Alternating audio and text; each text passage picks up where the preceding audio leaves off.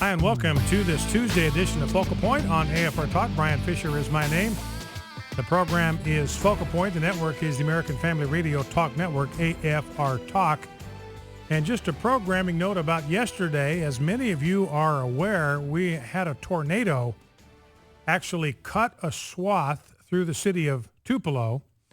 And a lot of you are very concerned about how we were doing here, how the personnel was doing, whether the buildings were fine. And just want to let you know, as far as we can tell, structurally, the AFA studios, AFA headquarters, all untouched by the tornado.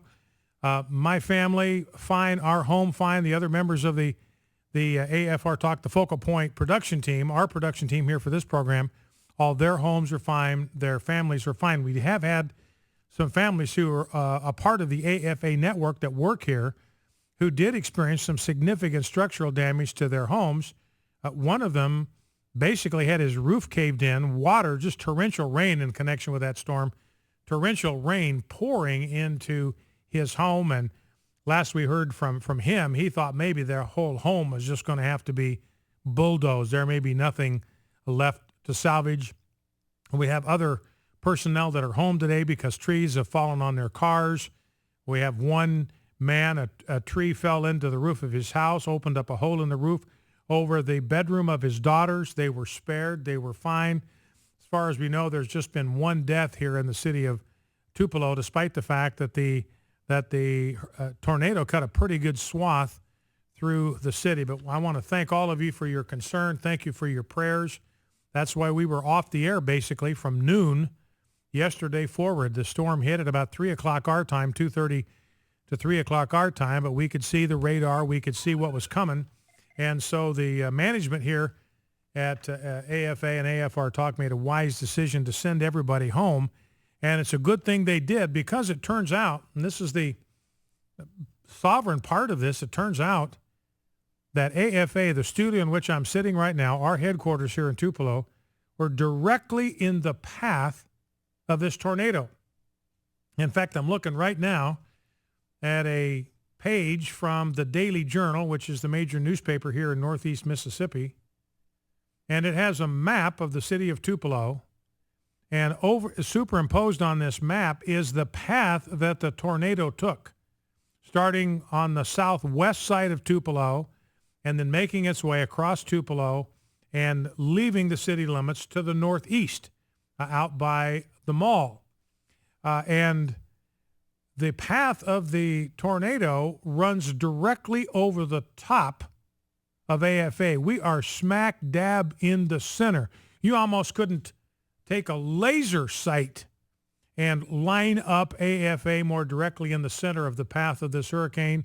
It passed around us, it passed over us, and we were spared no damage to report. So we are very, very grateful for that, and obviously deeply concerned for the many families in Tupelo, including some in our own family, our own community here, who have lost homes, have had cars that have been damaged, and are digging out from under all of that today. So we appreciate very much your prayers, and ask you would continue to do so as we continue to recover from this. And again, the overwhelming sense is just gratitude that we were spared the harm and the danger that could have come.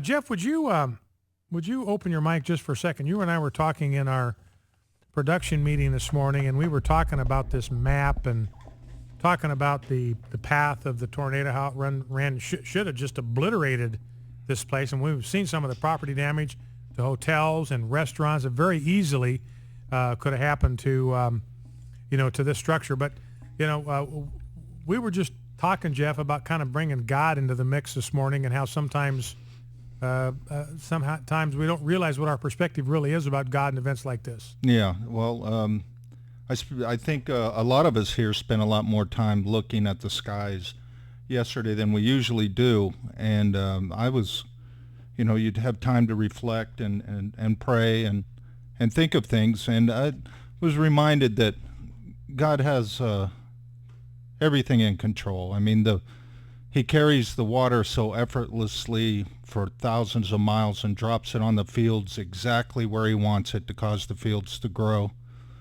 And but he also holds in those clouds the storm. And he's in control of both of those.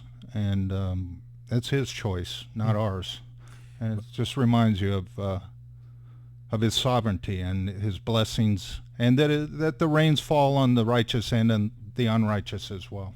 You know, it's a reminder too, Jeff, to me that of just how dependent we are. I mean, you know, I was thinking yesterday as Debbie and I were, you know, the cable was out here, the internet was out, the Weather Channel was the only thing that you could get. Apparently they got some kind of emergency override for that. So we were watching the Weather Channel, and, you know, all we could do is just sit there and watch.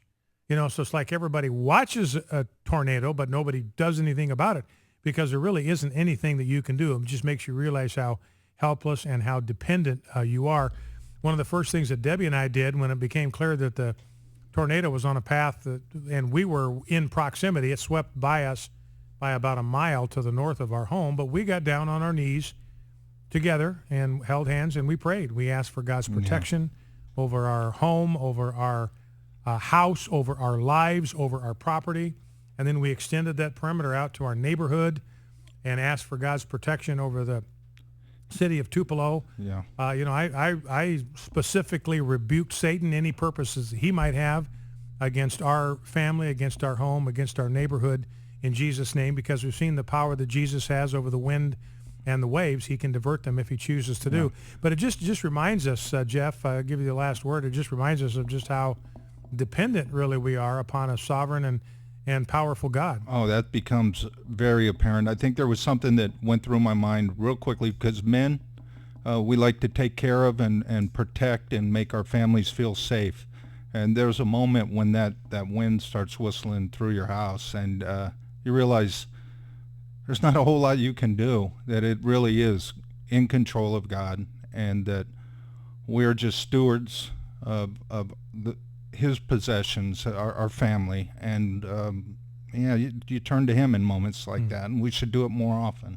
All right, Jeff. Well, thank you. Appreciate you sharing some of your thoughts there. And, you know, I mean, it does get your attention. It's a pretty amazing thing. And, of course, we were kind of cut off. We had no television coverage here. We were having people call us from like Boise or text us from Boise. We could still send and receive texts, and I had some access to the internet through my phone. But a lot of people, but we had no access to television. So there were people in Boise, my hometown of Boise, that had more information about what was going on in Tupelo than we had, even though we were living here, because we were so cut off from any kind of ordinary stream of communication and information and news. But we, and there are a couple of city blocks here in Tupelo just pretty much decimated. I mean, gone. Structures gone. Fortunately, nobody died when the tornado hit this business district. The hotel where some good friends of mine were staying, the front got pretty well ripped off. Their rental car got overturned by the tornado in the parking lot. They had to call the rental car company to come and get them and give them another car. And the guy had a hard time understanding why he couldn't just drive it. You don't understand. It's smashed up against the side of the building. So they finally came out and got him a rental car. One restaurant, the owner wisely put all 12 patrons in the locker, and they survived there. Focal Point, AFR Talk.